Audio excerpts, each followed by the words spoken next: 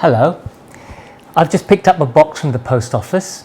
It comes from an Australian store, but it's not an Australian pair of boots. It's not an American pair of boots either. The boots inside this Australian parcel comes from Canada. Stay tuned, let's open it up.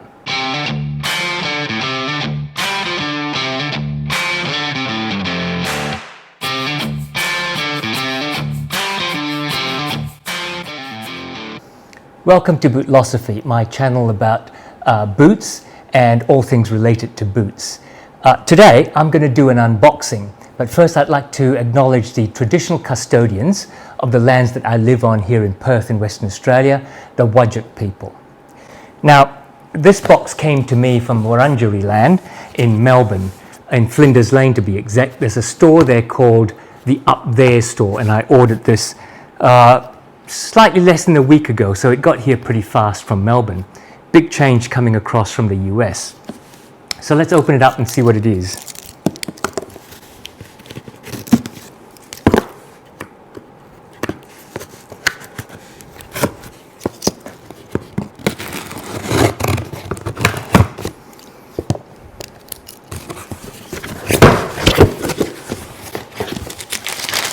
Interesting packaging from the Up There store.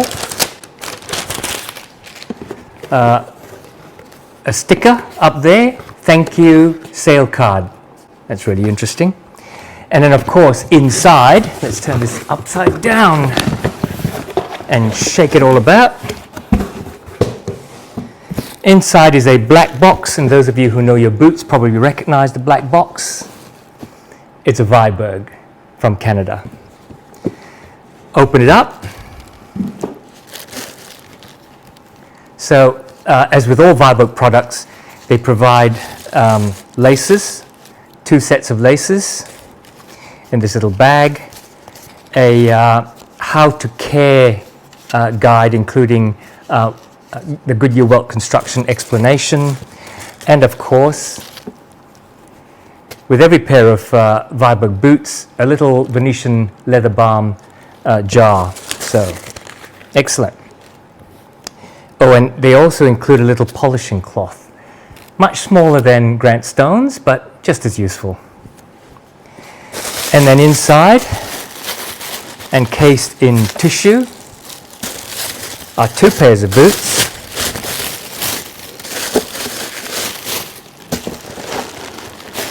And come on in close and we'll have a look. So we'll just get the box out of the way. And let's do this one boot at a time. They come in fairly strong canvasy boot bags, Viberg since 1931. And then inside the boot bags, plastic bags. So this is the Halkett Boot in the 2020 last in Charles F Stad Suede. Let's see what the website says about them. Inspired by Canadian officer boots from the 1940s, the closely cut throat, so the quarters are a little bit more generous than the service boots, allows the boot to be laced up tight to a more formal look. And this is Janus Calf from Charles F Stad. Like all Viberg boots, they're not really, the tongue is not gusseted, which is really quite strange. The Janus Calf on first impressions is really smooth and buttery. It's fully lined on the inside. And on the 2020 last, the toe box is a little different. Is it a little bit more almond shaped almost, I think. Some people say it's rounder, but I think it's actually more almond shaped than the 2030 last that my service boots came in. I'm a little concerned. The website says to go true to size, which in Viberg sizes is 7.5. That's equivalent to a US 8.5, which is my Brannock size. But these look a little bit sharp in the toe, so I'm hoping I didn't have to go to an 8. On a day-night sole, these are Goodyear welted, 270 it's 270-degree Goodyear welt rather than the double row stitch down in the service boots. Because it's only 3/4 Goodyear welt, it creates a very nice sleek heel effect. Single piece backstay, and as I keep handling this, the suede is just so buttery. It's almost like sliding over oil. The hardware, interesting. There are 1, 2, 3, 4, 5 blind eyelets, but they are backed with hardware so that it's not just punched through the leather, and then 4 speed hooks. You can tell almost immediately that the quarters are actually bigger, so when I put them up I think they're going to sort of come close together, whereas the service boot, they tend to be quite a wide gap in the lace edgings. Cap toe, very nice block heel, leather. There will be a shank in there, which I think is leather. As I said, it's made on the 2020 last. The lining is tan kip, and I'm reading from here. A folded cap toe. By that I think they mean they fold it in and then sew it on, and I really don't think this is a real second piece of leather. I think it's connected, attached to the half vamp. Blind eyelets. There is an antiqued midsole, so this midsole here is leather, and it's been dyed so it's an antique color. Channeled leather insole Goodyear welt. Day-Night's brown sole, and made in Canada. Let's take a look at the other boot.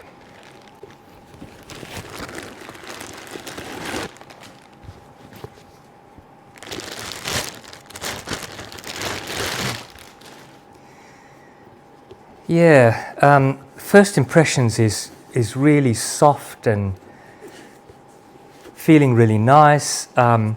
Interesting in the 2020 last and the Halkett, slightly more formal look, made in a suede, which is less formal. But I wanted a Janus Calf Suede because I've heard so much about it. I really wanted to see what it was like, and it feels fantastic. I'm looking at the quality control in the stitching in particular, and absolutely nothing comes out. Like there's no poorly aligned stitching. There are no loose stitches. The lasting hasn't wrinkled the toes or the ball of the feet, which sometimes poor lasting will do. Yeah, I think the quality control is really, really excellent with Viberg, as you would expect. Okay, let's get them on feet. So let's get these on and see how they fit. I am a little nervous because they look just a tiny bit small at true to size, Viberg 7.5. Oh, okay. They're not small. They're actually a perfect fit. Let's get them laced up and see what they feel like. Right, so in that little lesson, Viberg fits true to size, which is to say they use the UK sizing number. So my true to size in American sizes is 8.5D, which translates to the UK size as 7.5 average width D, and Viberg being UK sizing, this would work as a 7.5. The laces are very skinny and very long. That's one of the things about Viberg boots when they come with their more with their small eyelets. The laces do tend to be quite skinny. These are round wax cotton laces. They come with the flat wax cotton laces, but those are also very skinny, like on my oiled Culata service boots. This fits really well, and as you can see, it closes much closer in that gap between the lace facings. I've only just noticed, which I didn't look at when I unboxed it, that there is a rolled edge applied to the edging, runs up the collar all the way around. which is a nice finished effect. Gosh, that boot feels soft. Let's get the other one on. My right foot is the bigger foot, so that fits. This is no problem. Yeah, it just slips in like butter.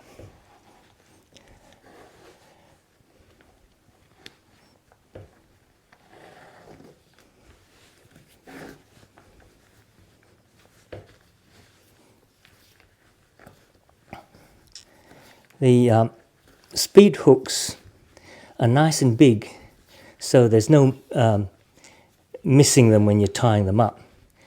But in this case, with skinny laces, they do get caught up as you're tying them up.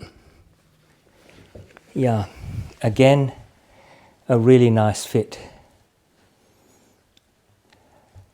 I'm not sure that I prefer the 2020 last with this sort of I think it's slightly sharper toe. I think in my 2030 last, it's almond shaped, but it doesn't seem to sharpen up quite as much. Having said that, I do not feel any pinching in the toes. The ball of the foot is sufficiently wide. There's a good thumb's length up to the end. So the sizing is spot on. And the last, I have to say, I think this is technically a more anatomically correct last because it follows the shape of your toe and doesn't squeeze in. But, you know, I find neither the 2030 does that too. I think the midsole is sufficiently flexible not to feel that this needs a big breaking in. It feels very good. Just in terms of flexing, I do feel the leather underneath my feet with the leather insole, cork filler and leather midsole. Often, when you first put on a pair of boots with that sort of sole construction, it does feel like you don't have enough shock absorption. But give it a few days, maybe a week, once your feet have managed to settle into the sole construction and start to push down on some areas where your feet need that room, it starts to feel more comfortable. Certainly on top and around the foot, the uppers are very comfortable. I do like this, the feel of this last, but I'm not sure I like the look of that toe cap in this last. I think the toe cap in the 2030 is a little bit more in proportion. But I'm sure this will grow on me. It's a Viberg.